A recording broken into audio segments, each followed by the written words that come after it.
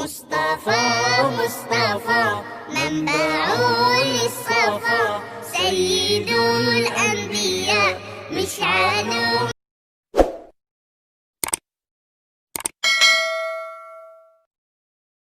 Assalamualaikum warahmatullahi wabarakatuh.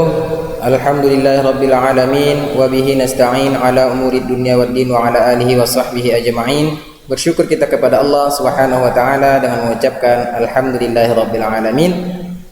Bersalawat kita kepada baginda Rasulullah sallallahu alaihi wasallam dengan mengucapkan Allahumma shalli ala sayyidina Muhammad wa ala ali sayyidina Muhammad. Assalamu alayka ya Rasulullah. Baiklah, sebelum kita melanjutkan kembali pembelajaran pendidikan agama Islam tentang bab qada dan qadar di minggu kemarin, sebelumnya Ustadz ingin menyapa antum semua kelas 12 SMA Abdul Rabb Islamic School. Apakah semuanya dalam keadaan sehat walafiat? Semoga saja semua dalam keadaan sehat walafiat dan insyaallah selalu dalam lindungan Allah Subhanahu wa taala. Amin. Baiklah anandaku yang dimuliakan Allah Subhanahu wa taala. Kemarin kita membahas tentang qada dan qadar. Ada yang mengatakan bahwasanya di kalangan masyarakat umum qada dan qadar itu adalah satu makna yang sama, tidak ada bedanya sama sekali. Ada juga yang membedakan antara qada dan qadar. Ada juga yang menyamakan qada dan qadar dengan takdir. Lalu bagaimanakah sebetulnya?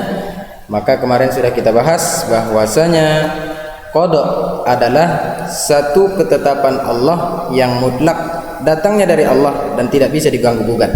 Sifatnya tidak bisa diganggu gugat. Lalu kemudian qadar adalah berawal dari sebuah pilihan. Sebagai contoh kemarin yang Ustaz buat di video sebelumnya, bahwasanya kita terlahir sebagai orang Indonesia bukanlah pilihan kita, tetapi itu adalah pilihan Allah dan kita tidak bisa ganggu gugat itu. Maka keputusan sepihak itu disebut dengan qada. Lalu kemudian setelah kita menjadi orang Indonesia, di manakah kita dilahirkan di Indonesia ini, itulah takdir Allah, itulah namanya qadar. Bagaimanakah kita jadi orang Indonesia, apakah orang yang taat bernegara atau tidak, itu termasuk dalam kategori qadar. Baiklah anandaku, itulah sedikit mengulang pembelajaran kita yang lalu tentang qada dan qadar. Qada, ketetapan Allah satu pihak, tidak bisa diganggu gugat oleh manusia. Lalu kemudian qadar adalah ketetapan Allah yang berawal dari sebuah pilihan kepada manusia itu sendiri. Anandaku yang dimuliakan oleh Allah Subhanahu wa taala, tiba saatnya kita belajar kepada pembagian takdir. Yang pertama adalah takdir muallaq. Mari kita baca sama-sama. Takdir muallaq adalah takdir yang erat kaitannya dengan ikhtiar manusia. Misalnya seorang mahasiswa atau siswa bercita-cita ingin menjadi insinyur pertanian.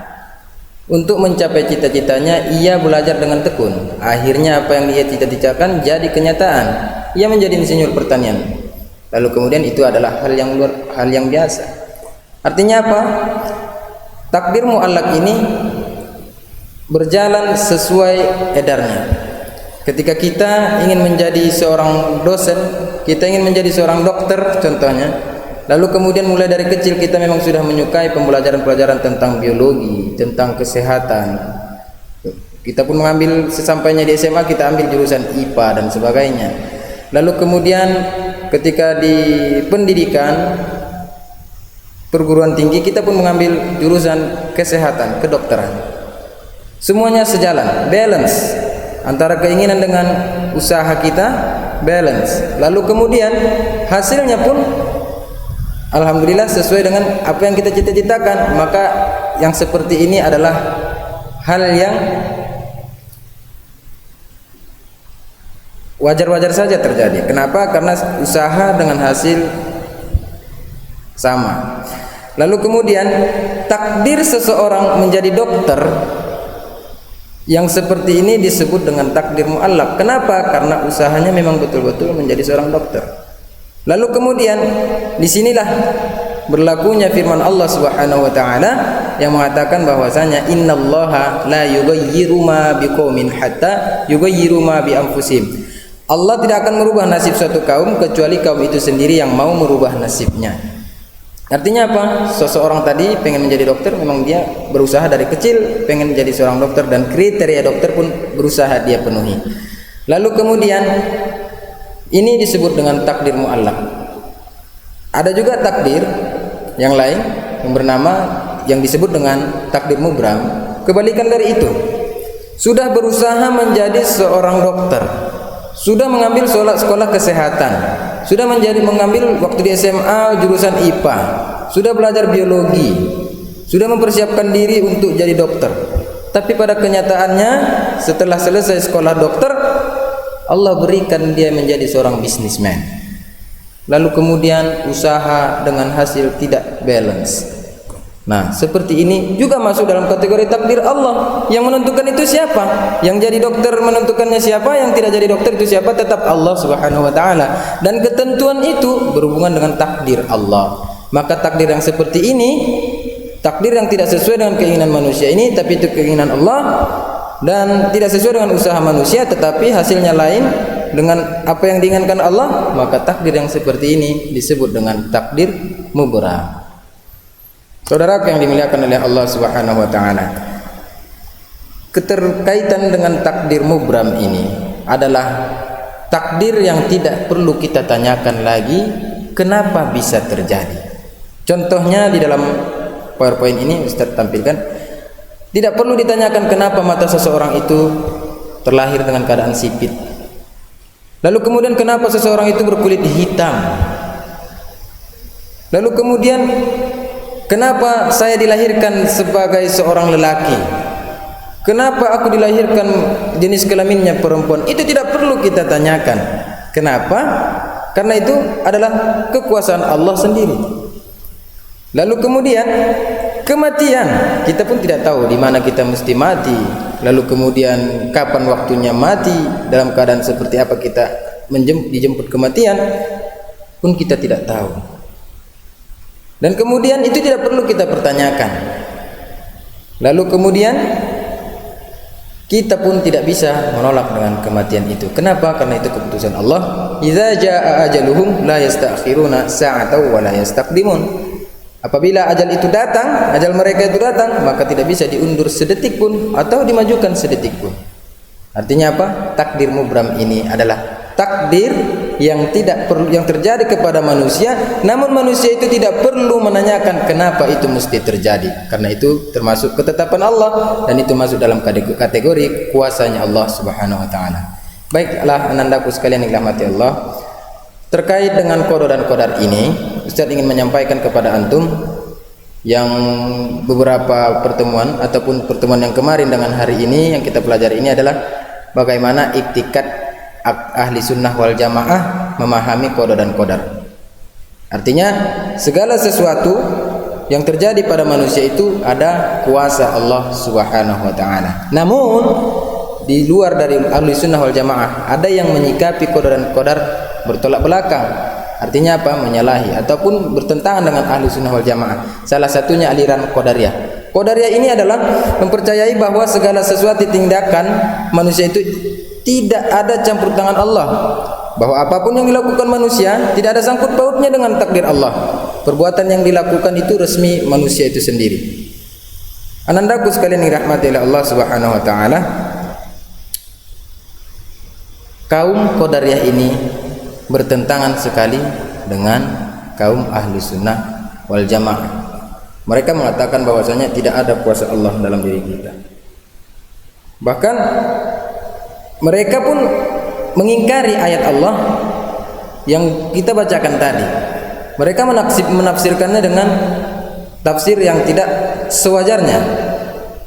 Ayat yang berbunyi tentang innallaha la yughayyiru ma bi anfusihim hatta yughayyiru ma bi innallaha la yughayyiru ma biqaumin hatta yughayyiru ma bi anfusihim. Innallaha la yughayyiru ma biqaumin hatta yughayyiru ma bi anfusihim.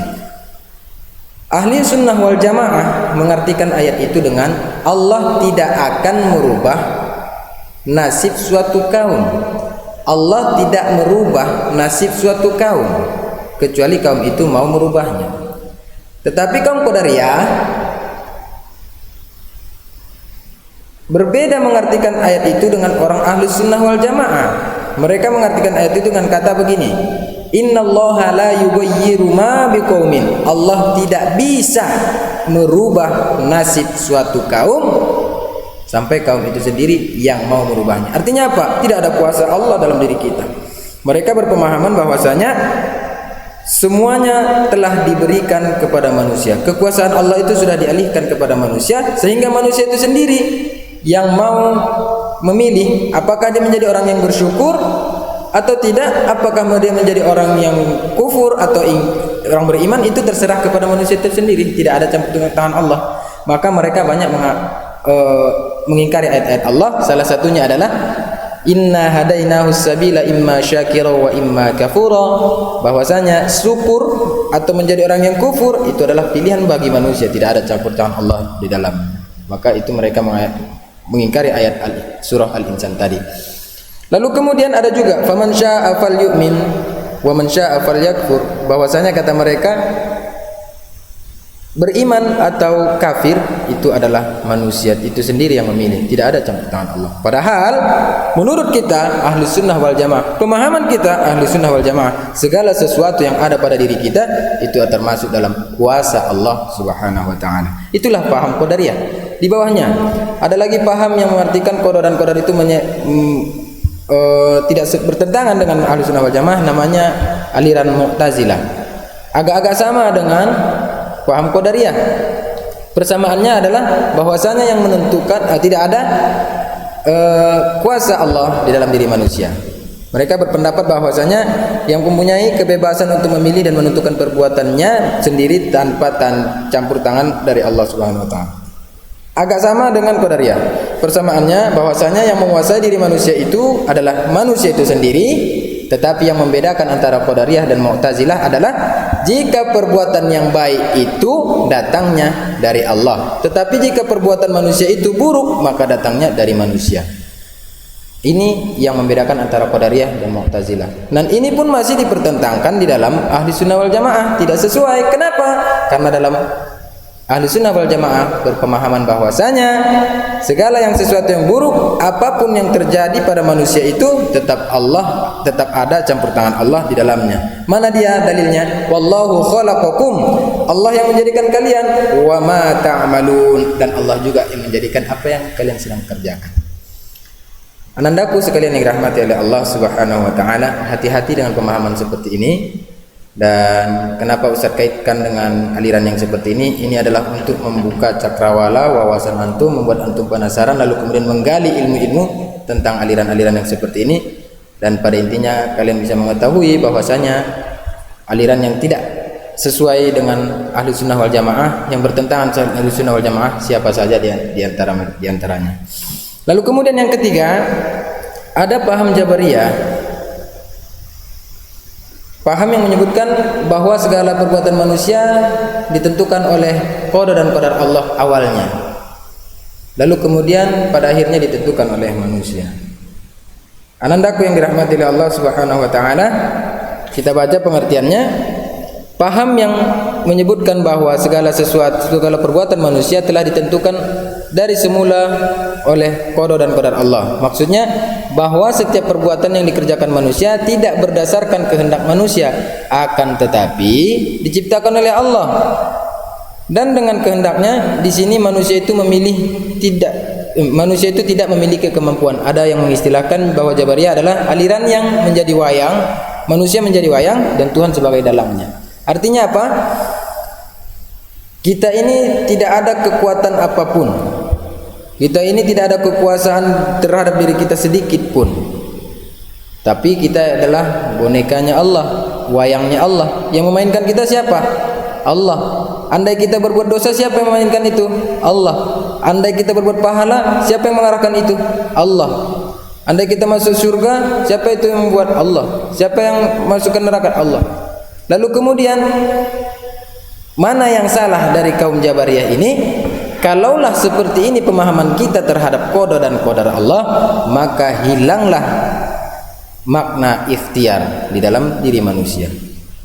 Tidak lagi berlaku ikhtiar dalam diri manusia. Ikhtiar itu apa? Usaha kita menjadi lebih baik lagi. Usaha kita mendekatkan diri kepada Allah.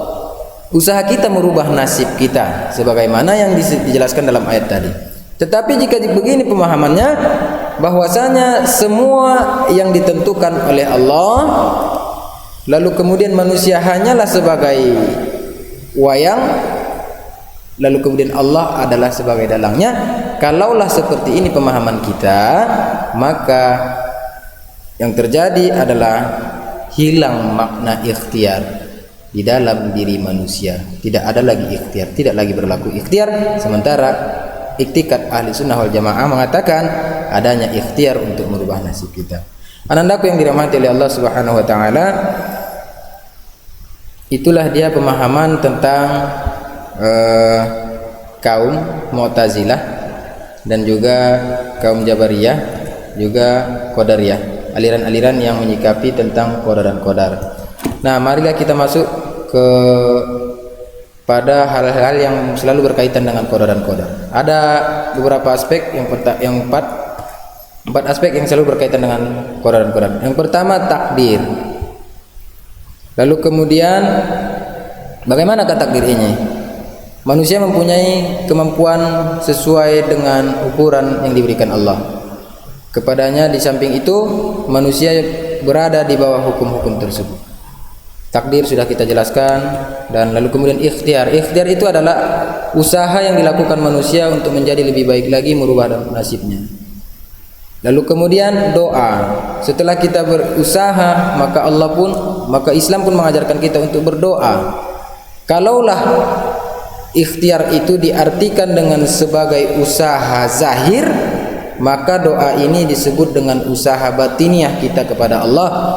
Kita sudah menjadi orang yang bekerja keras, ingin menjadi orang yang kaya. Kita sudah kerja dari siang sampai sore, lalu kemudian mana usaha batinnya? Tetap meminta kepada Allah, ya Allah, izinkan aku kaya dan keluargaku dari jalan yang Engkau ridhoi. Nah, itulah disebut dengan doa, usaha batin. Tapi kemudian setelah kita berusaha, usaha zahir telah kita lakukan, lalu kemudian usaha batin telah kita tunaikan, maka yang terakhir adalah pasrahkan kepada Allah. Pasrah kepada Allah tersebut adalah menyerahkan sepenuhnya kepada Allah. Apakah yang kita usahakan ini akan terkabul dengan sesuai keinginan kita, atau akan berbanding terbalik? Yang kita usahakan tidak sesuai dengan keinginan kita, tapi Allah berkeinginan yang lain. Maka penyerahan ini disebut dengan tawakal. Anandaku yang dimuliakan oleh Allah Subhanahu wa taala, maka ketika kita ingin merubah nasib, menyikapi qada dan qadar ini, maka yang harus kita lakukan pertama adalah berusaha dengan usaha zahir yang disebut dengan ikhtiar, berusaha dengan usaha batiniah, kita berdoa kepada Allah, lalu kemudian tawakal. Fa iza azamta fatawakkal 'ala Allah. Apabila engkau telah berusaha bersusah payah, lalu kemudian tawakal kepada Allah Subhanahu wa taala dan tunggu hasilnya. Dan insyaallah hasilnya tadi bagaimana cara kita menyikapinya? Kalau sesuai dengan keinginan kita, maka itu disebut dengan takdir mu'allaq. Kalau usaha itu tak sesuai dengan keinginan kita, maka itu terjatuhnya kepada takdir mubram. Nah, jika antum sudah mengerti tentang takdir ini, apapun yang terjadi, apapun yang diberikan Allah, antum tak akan pernah kecewa. Kenapa? Antum sudah paham. Karena tak selamanya keinginan kita sama dengan keinginan Allah. Dan antum juga sudah belajar tentang qada dan qadar Allah. Kalaulah hati itu tak pernah kecewa kepada Allah, kalaulah hati itu selalu menerima apa yang diberikan Allah, selalu bersyukur kepada Allah, maka kita tidak akan hitung-hitungan kepada Allah dalam bekerja. Apapun pekerjaan kita, kita akan terima dan tetap ridho kepada Allah, dan kita pun tetap mengharapkan ridho Allah Subhanahu wa taala. Baik, anandaku yang dimuliakan oleh Allah Subhanahu wa taala, sekian pertemuan kita pada kesempatan ini. Jika ada pertanyaan, silakan di kolom komentar, dan lalu kemudian boleh juga melalui email Ustadz. Dan terima kasih atas segala perhatian. Jika ada hilaf salah, Ustaz mohon maaf. Dan jika ada kritik dan saran juga Ustaz terima, silakan di kolom komentar. Afwan minkum. Subhanakallahumma bihamdika asyhadu an la ilaha illa anta astaghfiruka wa atubu ilaik. Assalamualaikum warahmatullahi wabarakatuh.